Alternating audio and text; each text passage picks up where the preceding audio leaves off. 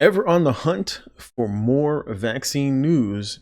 Here we are again today with an article from February 22nd from LifeSite that states here France considers slowing vaccine rollout for hospital staff, with many unable to work following the jab. In the University Hospital of Brest in Brittany, during the first week of vaccine rollout, 20 to 25% of the recipients of the vaccine had to stop work because of influenza symptoms, including bad headaches, high fever, and sore muscles. And I don't know, I really don't know many people who typically get like the influenza vaccine and have these I've gotten it every year for, I don't know, like the past 10, 12 years working in healthcare. I've never really had the experience of needing to call out. I mean, typically the only thing that you really do feel is a little bit of pain at the site, and that's just because it's an intramuscular needle that they utilize. So it's not just giving it a fat with a very small needle, it goes right into the muscle. So like if somebody hit you in the arm, you might feel like a little bit of soreness, maybe a little fatigue, but typically not. But overwhelmingly, most of my colleagues have unfortunately had to call out of work because they don't feel well. Even one, like I said, one of the doctors that I worked with, after getting the first jab from Pfizer, she said she had to go to the hospital. She had to go to the hospital because she just felt like her blood pressure was so low. And most of these individuals that I talk about and her experience were typically anaphylactic reactions. They're reactions more that you're becoming allergic to what is given to you. And like I said previously in another video, that in California they also had to halt the Moderna vaccine because of so many individuals having anaphylactic experiences, to the point where they openly admitted, statistically speaking, that you are 10 times more likely to have a allergic reaction to the vaccine than you were for example, the influenza vaccination, because typically it should be about 1 in a million would have some sort of an anaphylactic reaction, whereas with like the Pfizer jab and the Moderna, for example, it was actually like 1 for every 100,000. You're 10 times more likely to experience some sort of a vaccine reaction from these experimental vaccines. And of course, it goes on to state, and of course, this is related to the AstraZeneca. This is where individuals in the hospital were given to health workers in France. It has caused so many side effects that French vaccination task force has recommended a staggering of the vaccine schedule for people working in the same care unit. So if you have, let's say you have like 8 nurses, you'd give the vaccine to half of them, and then make sure that they don't die, and then move on to the next half, so that you basically just don't wipe out your whole unit, and then everybody calls out, and then there's nobody there to take care of the patients. And it goes on to say the vaccine was developed by Oxford and the British-Swedish pharmaceutical company known as AstraZeneca by cultivating, and it basically works the exact same way. Listen, it derives from the kidney of an aborted baby. That I did not know. According to the Oxford Vaccine Center, these weakened viruses are purified several times to remove the cell culture material, adding that this makes it unlikely that any human material remains in the final vaccine. Unlikely is worth noting, does not mean impossible. So this article goes on to say that there's been that these have been so numerous that the hospitals were finding themselves facing personnel shortages in the ICU and in the C19 units. In one hospital, half of the physiotherapists were sick on leave at the same time after having received the vaccine. In the most western town of France, the University Hospital of Brest in Brittany was particularly hard hit. During the first week of the campaign, between 20 to 25% of the recipients had to stop work because of influenza symptoms, including bad headaches, high fevers, and sore muscles. The hospital authorities subsequently took the decision to stop the vaccinations. And of course, similarly have played out in different areas. In Normandy, the Hospital of St. Lo suspended vaccinations on the 11th after 10 of the 15 or so employees vaccinated on on February 10th presented with symptoms of fever and nausea. Now, I did another video talking about how in upstate New York, in the nursing home called the Commons nursing home that's located here in upstate New York, and they had not been hit by C19. They had zero deaths out of like 300 something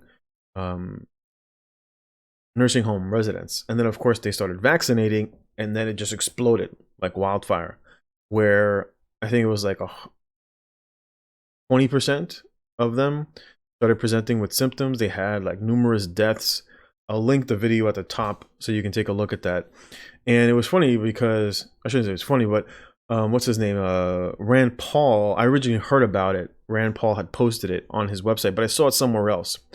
And he was like, I thought vaccines were supposed to limit the number of cases, not increase the number of cases.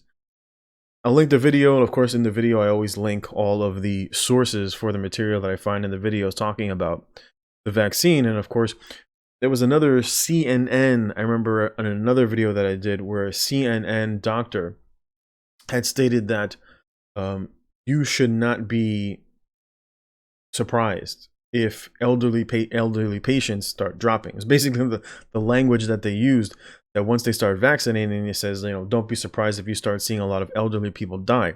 And it's because, for the most part, patients who are that elderly typically don't have a strong immune system to be able to fend off anaphylactic reactions like what you're seeing with these individuals. And many of these individuals who are basically just straight showing symptoms of the virus itself. And that's why, you know, in New York, there was another incident of a man here in the Javits Center who walked into the Javits Center, got his vaccine, was found dead at home. Again, like I said in that video, you have to be very careful what you're willing to put into your body. Many people, of course, have been erroneously misled to believe that this disease has a high mortality, especially for geriatric patients. But again, overwhelmingly, the statistics have shown that the virus has a 99% that, you know, the body resists. The survival rate is 99%.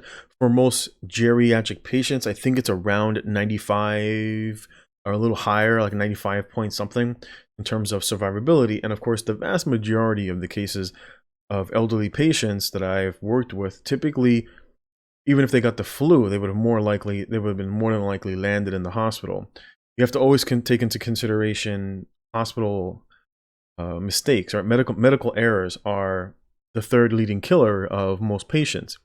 Things related to neglect, you know, especially because of lack of hospital staff, as the state is basically declining here in New York.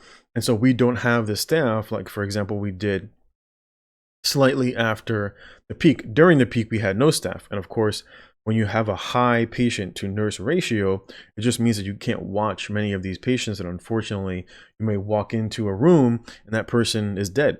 And then you, of course, you know, you have to start CPR on that person, because so many individuals have a difficult time breathing. One thing that I did note most recently with two patients that I had in the same room was that for most of these patients, they don't get out of bed. And of course, with any sort of respiratory infection, you don't want to remain in bed because your lungs don't fill, they don't expand fully. As a result, the alveoli don't fully open.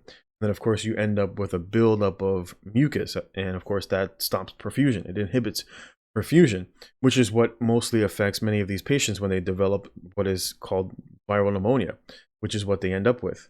And what I noticed was many of the patients that I had that were both on high flow nasal cannula as well as utilizing a non-rebreather mask, because they just need so much air. They just basically hitting them with so much oxygen all at once, 100% oxygen at high, basically high volume, that many of these patients actually fare better when they're not in bed. And of course, because you're tired, you have fatigue related to shortness of breath, coupled with, of course, the malaise that comes with having a virus, which typically wants you to stay in the bed. But to combat the virus, you actually need to remain out of bed as much as possible, practicing deep breathing, which is usually why an incentive spirometer is beneficial to many of these patients. Unfortunately, I have not seen that practiced or encouraged for many of these patients, typically because doctors are fearful that when the patient comes out of bed, it usually requires a high level of oxygen for many of these patients. And as a result, they typically will deset and maybe they will not come back up because of the extensive damage to the lungs. But again, like I've said, with most of the patients that I have had, when I encourage them to sit up and to sit out of bed, they typically require less of an oxygen demand. And of course, when you give a person that much oxygen, it slows the body's natural drive, especially like with, for example, that's why you don't give patients who have COPD a lot of oxygen, because it works the opposite. Our drive is to intake oxygen. For COPDs, they typically end up with um, they need to expel carbon dioxide from their bodies, and so if you just keep on giving them too much oxygen, it inhibits the body's drive to breathe in and breathe out, and then what leads to like the barrel chest, which you see in many of these individuals, because they retain more CO2 because they're not basically expelling enough oxygen. And that was what I actually saw with two of my patients that I was working with the other day, where my patient's oxygen sat while she was in bed on both high flow and non-rebreather was 83%. At best, I could get her to 85% while she was lying in bed. And of course, immediately once I sat the patient up, I noticed that the patient's oxygen level was above 90. She wanted to go to the commode. And so I said, take off the non-rebreather. And I sat and watched her, and I watched the O2. And of course, I kept encouraging over the past couple of days. Of course, she thinks I'm being an asshole because I'm forcing her to get out of bed, and she is extremely tired. And I just straightforwardly told her, if you don't fight and stay out of bed and do everything you can to move, you're more than likely not going to make it out of the hospital. And of course, typically most, even doctors, don't even make that sort of a suggestion that their patients need to get up out of bed and need to fight to live. And so I just kept directing her. I was like, look, you see where your oxygen is now, and you're not even on the mask. But when she's in bed, she requires the mask because she becomes so short of breath. And typically it's positional, because of the position that they're in, their lungs don't fully expand. And of course, they don't get enough air. So I actually got her to 91% just on high flow nasal cannula while she was sitting out of bed. And I told her what you're typically going to experience is this need to cough profusely. And of course, when you're coughing, the body is not taking in oxygen. So for C19 patients, their oxygen will drop into like the 80s. And for most normal people, like for you and me, you check your oxygen, you're typically at least 95, between 95 and 100. Patients who maybe have like shortness of breath related in the hospital, you might see them maybe like 90 to 95. With COPD, anywhere between like 88 and like 92. But for many of these C19 patients, they will live like their COPD. They might live at 85. A lot of times it's positionally related. Same thing happened with another patient that I had who just came in, who required high flow nasal cannula because they had him on a non-rebreather. They had to bump him up from a BiPAP until they can get him on high flow. And I saw the exact same thing when he was lying in bed. Even though I tried to reposition him, he would sit like at 91%, even on the high flow. And then I told him to get out of bed in the morning, and I sat him in the reclining chair, and he sat at 96 the whole time. But fatigue, of course, what sets in. And that's why you have to train many of these individuals to go from bed to chair and back and forth, throughout the day, so that their bodies will maintain higher levels of oxygenation, so that they don't experience cell death, which is as a result of not getting enough oxygen. Basically, cells eventually in your body can only give out so much oxygen. Your heart starts to beat faster because the brain is realizing that you're not getting enough oxygen, so patients become tachycardic. And body can only last in that, trying to compensate itself for so long. But this is overwhelmingly has been especially my most recent experience with many of these patients. And I wish, in good nursing practice, you typically would not want your patients to stay in bed, because everything slows down: digestion, your heart rate, lower blood pressure, etc. Everything typically slows down for patients who maintain risk of blood clots as well. But But in any event, jumping back over into the article, there was also another article here talking about different parts and different hospitals in France. This is from Natural News, talking about hospitals in France forced to slow down vaccinations as healthcare workers fall ill in droves. And so you can take a look at both of these articles. Getting a little bit long here, running about 16 minutes. Going to leave it here. But again, like I've said before, you have to be quite careful about what you're willing to take in. A lot of times, simple interventions like proper hand washing, if you feel sick or if you have any sort of flu-like symptoms, is always of benefit. And of course, not putting your hands towards your mouth or towards your eyes, where you can basically where your body can come in contact with any bacteria or virus for that matter. But for many people who are basically relying on these experimental vaccines, thinking that they're going to be of benefit, I don't think that is going to be the case, especially because overwhelmingly the vast majority of people don't really become symptomatic. Most of the individuals that end up in the hospital are typically individuals with poor immunity to begin with, or are younger and obese and also with poor health. They're usually morbidly obese, around, I'd say, over 250 pounds, whether male or female, which has been my experience. Typically diabetics.